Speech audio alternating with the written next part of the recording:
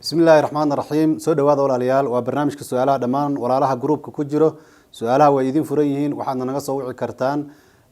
WhatsApp-ka dhanka WhatsApp-ka ayaad naga soo wici kartaan walaalihii u baahnaa inay su'aalo naga weydiiyaan barnaamijkan caafimaad ku saabsan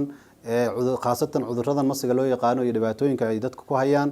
barnaamijkii la talinta iyo wacyigelinta bulshada ayaanu bilownay marka su'aaluhu waa ay furan yihiin waad soo wici kartaan insha Allah ta'ala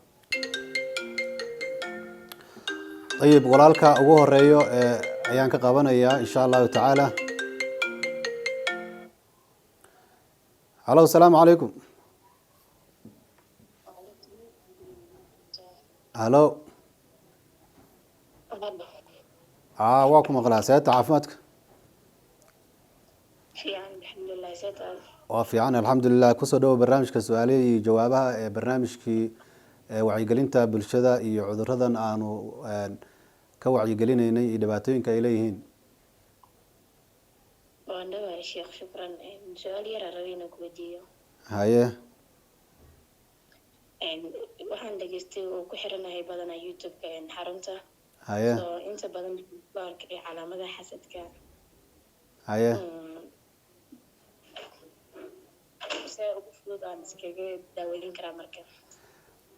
su-aashaada waxaan u fahmay macnaha xasidka iyo calaamadihiisaan dhageystay sidee ugu fudud oon iskaga daaweyn karaa ayaan u fahmay walaal shukran waa mahadsan tahay dhammaan gabadhaas iyo su-aalaha ay soo dhiibatay iyo qof kasta oo qabo su-aalaha noocaas oo kale ah waxaan kula dardaarmayaa qaababkan inay iskaga cilaajiyaan xasidka waxaan filayaa fiidiyoyaal badan ayaan oga soo hadlay balse su-aashan walaashan ayna soo weydiisay awgeed si jamac ah ayaan insha allahu tacaala ayaan su-aasha jawaabteeda u dhigaynaa il xasida ama sixir qofkii ilaahay ku asiibo oo sababtii ilaahay awgeed uu dhibaatadaas ee qofkaas ay u gaarto waxaan kula dardaarmayaa awalan wa qabla kulli shay qofkaas in uu ku xirnaado diinta ilaahay subxaanahu wa tacaala maxaa yeelay xasidka mar kasta oo qofka uu ka fogaado daacada ilaahay subxaanahu wa tacaala xanuunkii hayay waa uu kusii ziyaadayaa mar kasta oo usoo dhowaado daacadii ilaahay salaadii iyo cibaadaadkii markuu usoo dhowaadana xanuunkii waa ka yaraanayaa lianna waxani waxaa weeyaan waxaa sii shidaya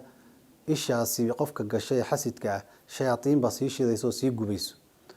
marka waa in qofkii cibaadada aada ugu dadaalo caqiidadana aada iskaga saxo iyo ictiqaadka waxyaalaha uu ictiqaadsan yahay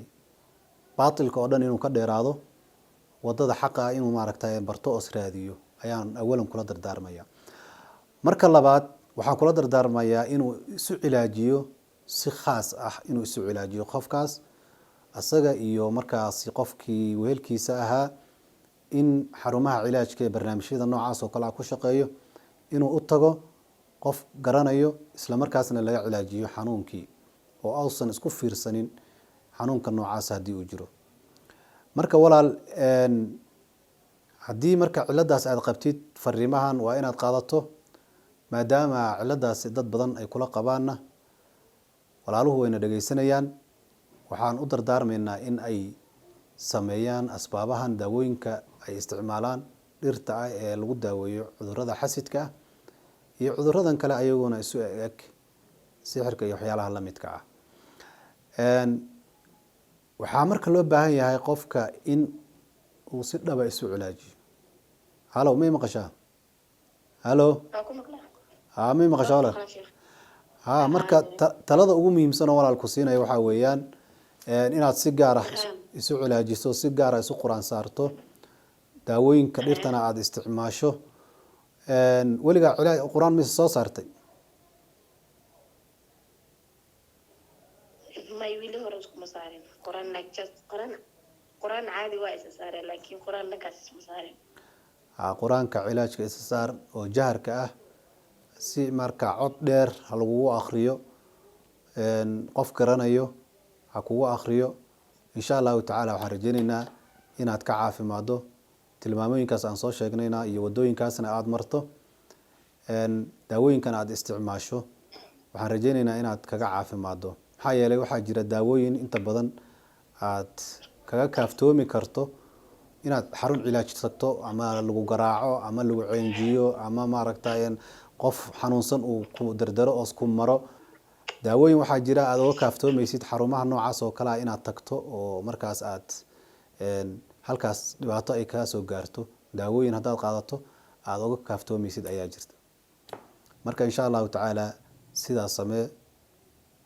sunnada ilarjiga gastriga iyo daawo ka caawinaysa dhalmalaanta jinka iyo umusabiyaanka xarunta Al-Hilaal Herbal Online waxay ka daaweynaysaa riyooyinka baqdinta leh iyo qarowga ayada uu diyaar kugu yahay specialist Dr. Ahmed Cilaad daawadiisana lagu caafimaaday haddaba waxba yaan hadal kugu daalinine soo booqo xarunta Al-Hilaal Herbal Online oo ku taala xaafadda Islii Second Avenue gaar ahaan qaybta 7 Street wixii faafayntaasi dheer kala xiriir telefoon lambarka eber 7 eber 5 777 4 7 hal oo laga heli karo Dr. Ahmed Cilaad